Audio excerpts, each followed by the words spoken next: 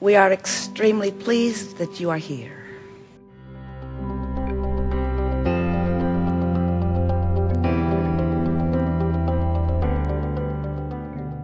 I have a favor to ask. You talk about tuning into a radio, and sometimes if you have a not so good signal, but I've found as I stand closer to the radio, it'll bring the frequency in, but then you step away and it goes out. So we'll stand right on your feet. So that's what I wanted. We'll stand right on your feet. That's what I wanted. We'll lick your face if it will help. But we are not the source of the vibration. We're an example of it. We are certainly a carrier of it, but you've got your own antenna. You don't need anybody else. You've got it. You've got it. You've got it. I do know this would help, because this is what brought me over the bridge and saved me and moved me forward, was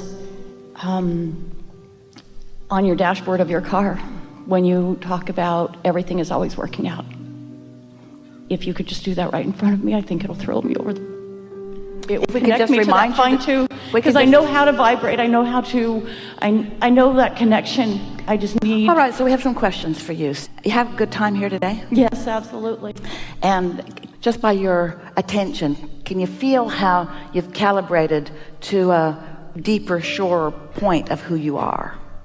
Because you feel really clear-minded to us as we're visiting with you. You're focused back more than we like, but you're doing it with such specific intent. We can feel the clarity of your being. So you've done a good job of letting this environment calibrate you. Now, that's not our goal. We don't want environments to calibrate you. We want your deliberate connection with source energy to calibrate you. So we're going to ask you some questions.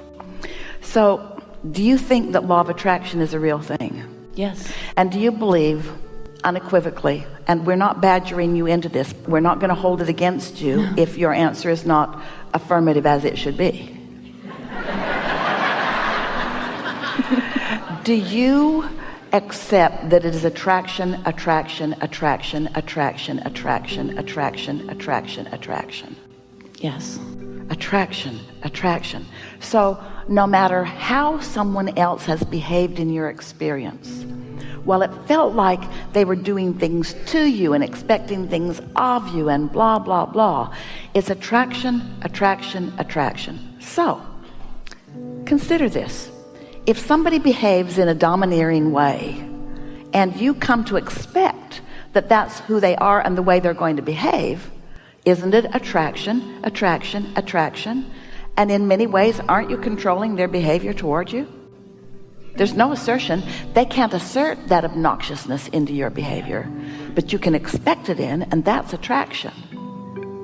Whew, that's so big. That is so big.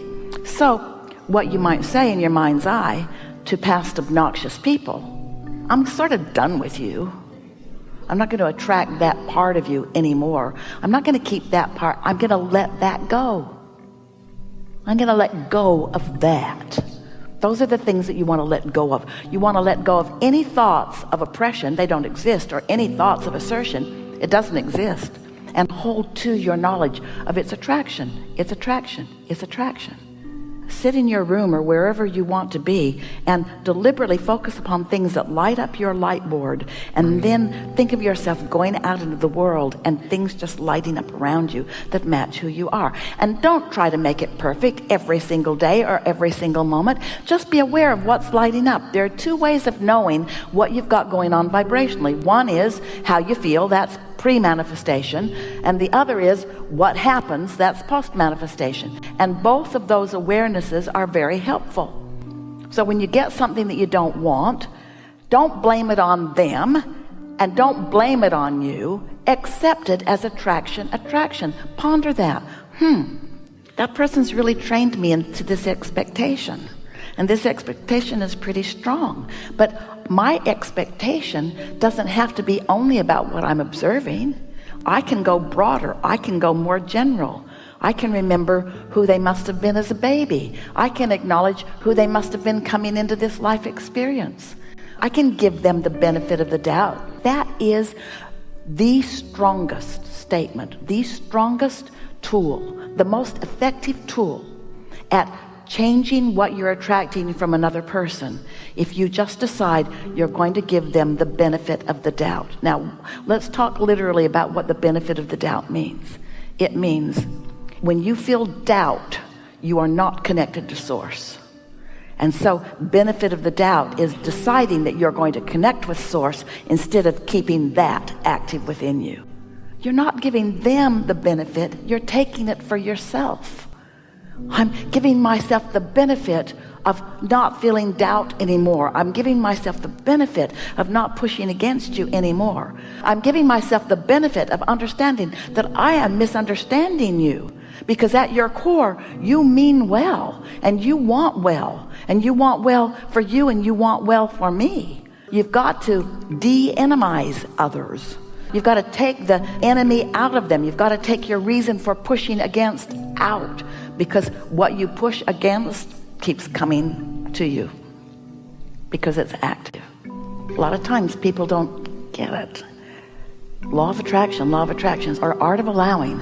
Art of allowing, that must mean that I just let people get away with stuff and I just put up with it. No. The art of allowing is allowing yourself to feel good because you want to, no matter what somebody else is doing. And that takes some practice, because before you can not care what somebody else is doing, you've got to render it unimportant. And the way you render it unimportant is because it's unimportant. Because they can't attract for you. So what they think about you is not any of your business. Terry Cole Whitaker put that in her book title. What you think of me is none of my business. Best book title ever. What you think of me is none of my business. But if I make what I think you think of me, I don't even know for sure what you think of me. I've just got my version of what I think you think of me. And my version of what I think you think of me is not a very good version. And so I'm getting my own goat with my own thought. See? Helpful? Very. Something more? One last. Yeah. Can I just, how do I let that part of him, how of it go with loving, do I have to love it? Do I have to? Well, we're not asking you to eat ground glass and like it. That's a good metaphor. It is, isn't it? Yeah. We're not asking you to eat ground glass and like it. We're asking you to understand that you don't have to eat the ground glass, and that the ground glass really doesn't want you to eat it, and that there's no value in it, there's no virtue in it, there's no value in martyrdom. It's just a habit. It's just a habit. So I could just walk away from it. Not all at once. It's unlikely. If we tell you that, then you'll just be mad at yourself when you don't do it tomorrow. But we didn't ask you to just walk away from it. We asked you to find something else to think about. And when you find something else to think about, did you ever see a parent distracting a child with something else? They want to go over there, so you wave something over here and then they go over there. It's kind of the same thing. You want to distract yourself toward what feels good to you. But some of you have some pretty heavy-duty beliefs in sacrifice and suffering that you picked up from others who were sacrificing and suffering. And then they convince you that a virtuous person always suffers and sacrifices. And we say, it's not virtue that makes you suffer and sacrifice, it's a misunderstanding. Because suffering and sacrificing, those feelings of suffering and sacrificing, are you pinching yourself off from your inner being who never suffers and never sacrifices. Your inner being will not join you in your negative condemnation of yourself or someone else. And the very fact that your inner being will not go there with you is why it feels so bad when you go, because you go without your inner being. Now, if your inner being were really living the rules that most humans are applying to each other, your inner being would come there and suffer and sacrifice with you. But your inner being will not. If your inner being would come, then there would be no separation between you and you wouldn't feel bad. Did you get that? So the very suffering itself is evidence of your rightness. The very suffering feeling is the very evidence that your inner being sees you entirely differently than that. So in that moment you can say, well, I can continue this, or I can try to see myself more as my inner being sees me. I got clarification just then. My inner being is not going to come where I'm at. I've got to go where my inner being is. Perfectly said. Perfectly said. Thank you.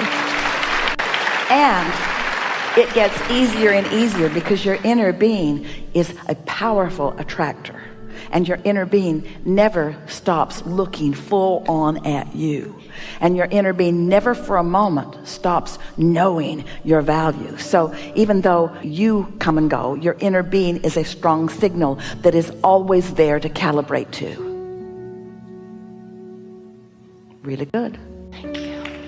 Really good. Really good.